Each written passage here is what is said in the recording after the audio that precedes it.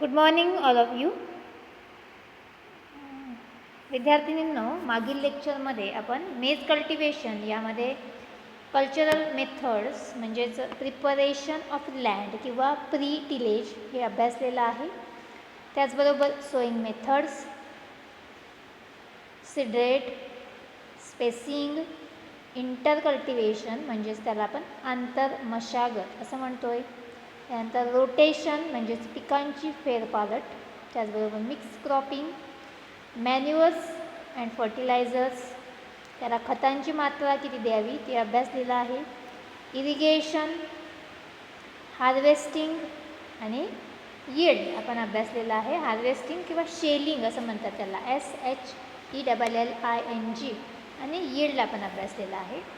आता आजच्या लेक्चरमध्ये आपण एक महत्त्वाचा मुद्दा बघणार आहोत. परीक्षेमध्ये विचारतात तो डिफरन्स बिटवीन हायब्रिड मेज अँड कंपोजिट मेज. आता आपण कंपोजिट व्हरायटी किंवा हायब्रिड व्हरायटी अभ्यासलेलं आहे. तर नेमकं त्याचा डिफरन्स काय आहे हा आपण पाहणार आहोत. तर हायब्रिड मेज आणि कंपोजिट मेज ह्याचा डिफरन्स पहा. आपण वन बाय वन कंपॅरेटिव्हच डिफरन्स पाहणार आहोत. पहिला पॉईंट आहे, it is produce by 2 to 3 way of crossing. आता हे जे हायब्रिड मेज असते तर हे 2 ते 3 वेळा क्रॉसिंग केलं जाते. 2 ते 3दा क्रॉसिंग करून हायब्रिड मेज तयार केलं जाते. तर कंपोजिट मेज हे आहे, it is prepared by mixing the seeds of different varieties. पण कंपोजिट मेज म्हणजे काय, तर वेगवेगळ्या व्हरायटीजचे जे सीड्स आहेत ते मिक्स करून कंपोजिट व्हरायटी हे तयार केलं जाते. त्याच्यानंतर सेकंड आहे, new seeds has produce every year. म्हणजे हायब्रिड व्हरायटीमध्ये जर हायब्रिड व्हरायटीचं प्रोडक्शन आपण घेत असतो त्यावेळेस प्रत्येक वेळेस नवीन सीड जे आहे आपल्याला प्रोड्यूस करावे लागतात. एकदा जे सीड आपण यूज करतो ते एकदाच आपल्याला यूज करायचे. Seed can be use only once.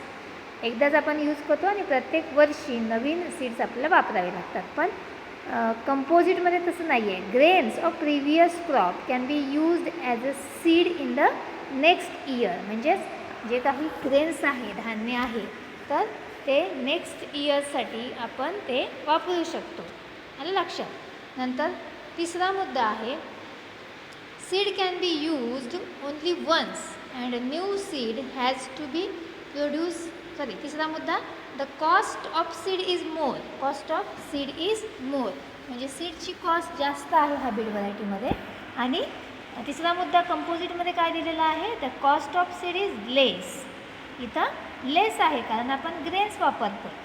चौथा मुद्दा आहे, maturity period is early than composite. आपण दोघांचं कंपॅरिझन बघतो. यामध्ये कंपोजिटचा मॅच्युरिटी पिरियड हा लवकर आहे. मॅच्युरिटी पिरियड इज अर्ली, मेजचा मॅच्युरिटी पिरियड हा लवकर आहे कंपोजिटपेक्षा.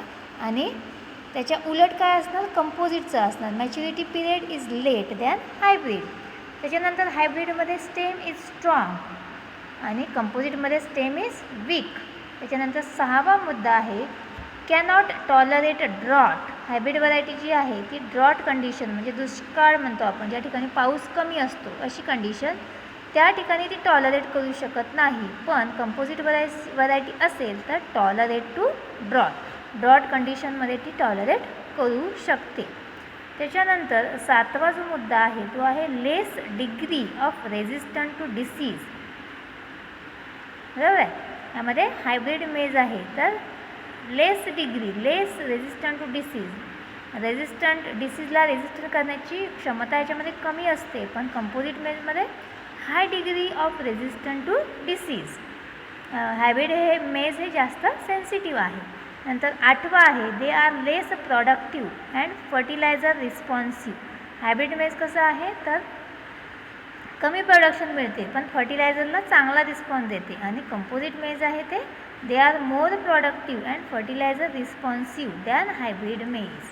पण कंपोजिट मेज जे आहे तर हे जास्त प्रोडक्शन यापासून मिळू शकते आणि फर्टिलायझरचा जो रिस्पॉन्स आहे तो हायब्रिड मेजपेक्षासुद्धा जास्त आहे. यामध्ये त्याचं एक्झाम्पल दिलेलं आहे बघा, गंगा 15101, ठीक आहे, किंवा रणजित. आणि यामध्ये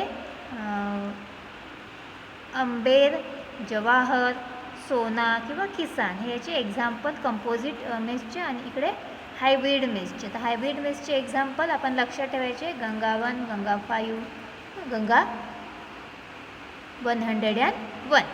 ठीक आहे. तर हा डिफरन्स आपल्याला परीक्षेमध्ये विचारला जाऊ शकतो किंवा कंपोजिट मेज याच्याबद्दलसुद्धा सेपरेट माहिती, सेपरेट नोट्स, शॉर्ट नोट्स आपल्याला विचारली जाऊ शकते.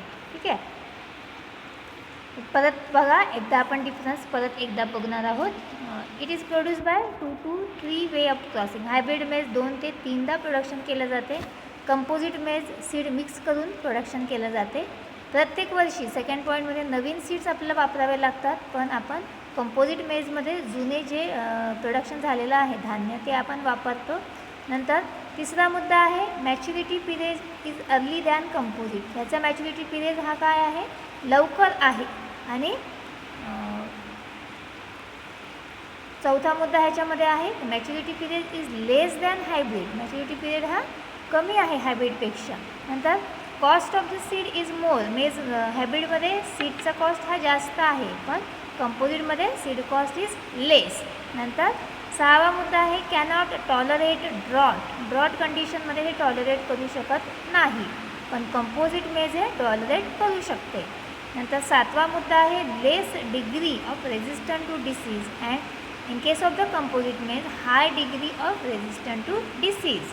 They are less productive and fertilizer responsive, but in case of the composite maize they are more productive and fertilizer responsive than hybrid. तर वेगवेगळी शॉर्ट नोट्ससुद्धा आपल्याला विचारली जाऊ शकते. थोडासा आवाज तुम्हाला पावसाचा येत असेल, बाहेर पाऊस सुरू आहे, जोरात चालू आहे, त्याच्यामुळे थोडंसं डिस्टर्बन्स होऊ शकते आवाजामध्ये. त्याच्यानंतर आपण पाहणार आहोत इम्पॉर्टंट पेस्ट. त्याच्यामध्ये army worms, Deccan wingless, grasshopper, stem borer, shoot fly, midge fly आणि ॲफिड.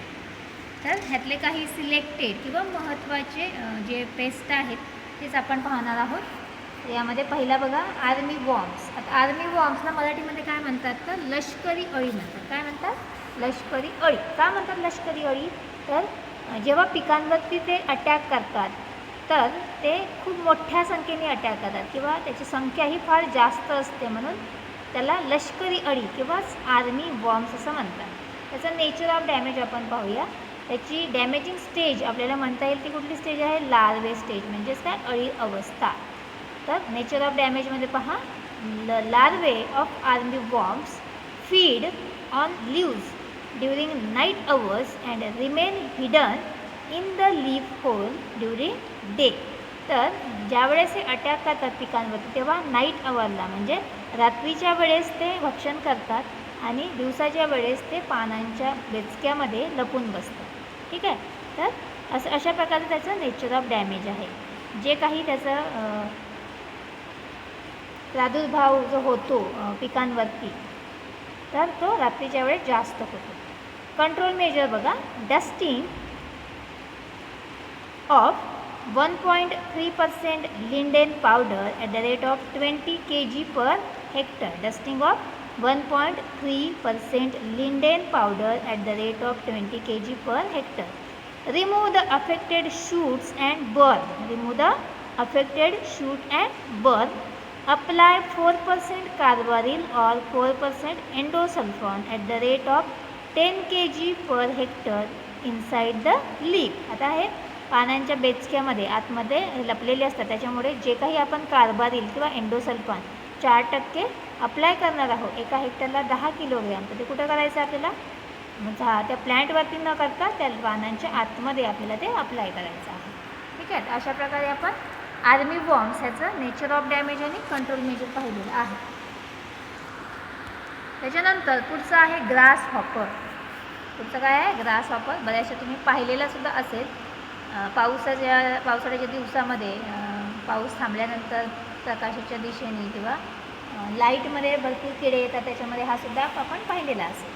तर त्याचं नेचर ऑफ डॅमेज पाहूया. The NIMS and adult feed on the leaves. त्याची जी डॅमेजिंग स्टेज आहे ती काय आहे, लार्वा नाही आहे, ती मोठी अवस्था आहे, म्हणजे अडल्ट अवस्था आहे. Nymph and adult feed on the leaves, पानांवरती ते फीड करतात. In severe attack only veins are left on the plant. ह्याच्यामध्ये सुद्धा जर जास्त अटॅक झाला तर आपल्याला पानांच्या फक्त शिरा दिसतात, बाकीचा भाग आहे खाऊन टाकलेला असतो. कंट्रोल मेजर बघा, dusting of 1.3% lindane powder at the rate of 20 kg per hectare and spraying of endosulfan 1075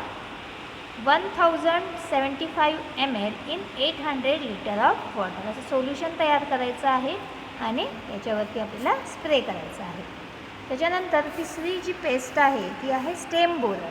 ठीक आहे, याच्यामध्ये तुम्हाला इमेज दिसतो स्टेम बोरर. त्याचं नेचर ऑफ डॅमेज पाहूया. डॅमेजिंग स्टेज काय आहे याची? लार्वे आहे. The larvae puncture the topmost leaves and feed on the stem. Larvae काय करतात तर जे वरचं एक्झिलरी लीव्ज आहे ते काय करतात तर ते डॅमेज करतात किंवा त्याला पंक्चर करतात आणि त्याच्यावरती ते फिडिंग करतात. स्टेमवरती सुद्धा फिडिंग करतात आणि पानांवरती सुद्धा फिडिंग करतात. It finally result into formation of dead hearts. तर त्याच्यामुळे काय होते तर डेड हार्ट्स म्हणजे तो भाग किंवा ती फांदी पूर्णपणे ड्राय झालेली आपल्याला दिसते. Control measure, remove and burn affected shoots. आपल्याला काय करायचं आहे तर अफेक्टेड शूट्स जेव्हा झालेला आहे प्रादुर्भाव ते आपल्याला काढून टाकायचं आहे आणि बर्न करायचं आहे. त्याचबरोबर दुसरं कंट्रोल मेजर आहे apply 4% endosulfan in leaf whorl. हे सुद्धा आपल्याला पानांच्या आतमध्ये एंडोसल्फान स्प्रे करायचं आहे. If necessary repeat the application at 10 days after first application.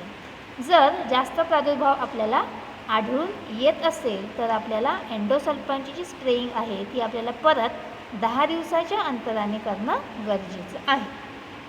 ठीक आहे, तर अशा प्रकारे आपण स्टेम बोरर हा पेस्ट पाहिलेला आहे. त्याच्यानंतर पुढचा आहे shoot fly.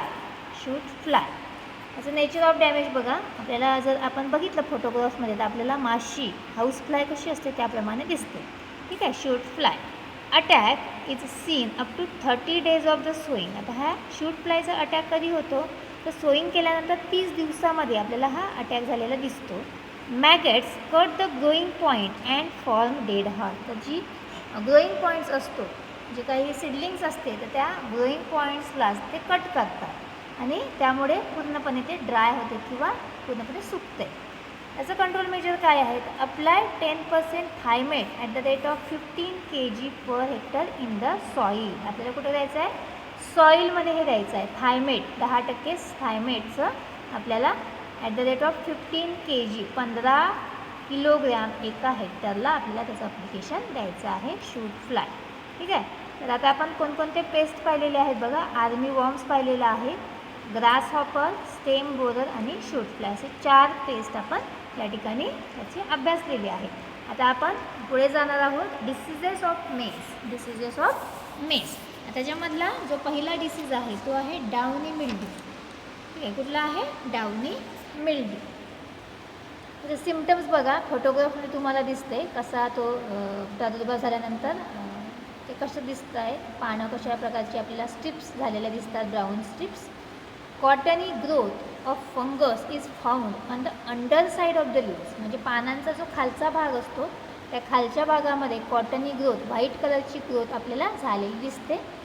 Opposite of the fungus growth dull yellow coloured oily spots is observe. आणि वरच्या भागावरती पानांच्या आपल्याला फंगस ग्रोथ झालेली आढळून येते. आणि आता हा जो दाखवलेला आहे फोटोग्राफमध्ये तो वरचा भाग आहे. येल्लो कलरचे ऑइली स्पॉट्स आपल्याला या ठिकाणी दिसत आहे, स्ट्रिप्स दिसत आहेत. ठीक आहे, तर याचं कंट्रोल मेजर पहा काय करायचं आहे. Spray 1% Bordeaux mixture at 15 days interval. काय करायचं आहे 1% बोर्डॅक्स पेस्ट आपल्याला 15 दिवसाच्या अंतराने वापरायचं आहे. त्यानंतर removed and destroy the affected plant आपल्याला रिमूव्ह करायचं आहे आणि डिस्ट्रॉय करायचं आहे. त्याच्यानंतर ग्रो डिसीज रेजिस्टंट व्हरायटी जसं गंगा हायब्रिड 101 ही ह्या रोगाला रेजिस्टंट आहे. मग ती व्हरायटी आपण या ठिकाणी ग्रो करू शकतो. म्हणजे त्या रोगाचा प्रादुर्भाव आपल्याला त्या पिकांवरती आढळून येणार नाही. त्याच्यानंतर पुढचा जो डिसीज आहे तो आहे लीफ ब्लाईट. तर काय आहे लीफ ब्लाईट. सिम्पटम्स बघा. The disease appears rarely leaves turn brown and dry. leaves turn brown and dry. Control measure काय आहे? स्प्रेइंग ऑफ डायथेन Z78 और Dithane M45 at the rate of 100 gram per 450 liters of water. Leaf blight कसा दिसतो बघा. दिस disease appears rarely. हा कमीत कमी आढळून येतो, पण समजा दिसला आहे तर त्याचे जे पॅचेस आपल्याला पानांवरती ब्राऊन कलरचे दिसतात. कंट्रोल मेजरमध्ये डायथेन Z78 किंवा डायथेन M45 त्याचं मिश्रण आपल्याला 100 ग्रॅम 450 लिटर पाण्यामध्ये मिक्स करून ते वापरायचं आहे. तर अशा प्रकारे मेज कल्टिवेशन आपलं पूर्ण झालेलं आहे. याबद्दल तुम्हाला काही अडचणी असतील तर गुगल मीटद्वारे आपण त्या सॉल्व करणार आहोत. आजच्या लेक्चरमध्ये आपण एकूण 4 पेस्ट त्यावरची बघितलेली आहेत. आर्मी बॉम्ब्स, नंतर ग्रास हॉपर, स्टेम बोरर आणि शूट फ्लाय. आणि डिसीजमध्ये डाउनी मिल्ड्यू आणि लीफ ब्लाईट हे डिसीज आपण पाहिलेले आहे. हा टॉपिक आपला संपलेला आहे. याच्यावरचे जे असाइनमेंट्स किंवा नोट्स आहेत ते तुम्हाला ग्रुपला मी सेंड करते आणि ते प्रत्येकाने लिहून घ्यायचे आहे. त्याची असाइनमेंटसुद्धा आपल्याला लिहिणं गरजेचं आहे. तर आज आपण इथेच थांबूया. थँक्यू.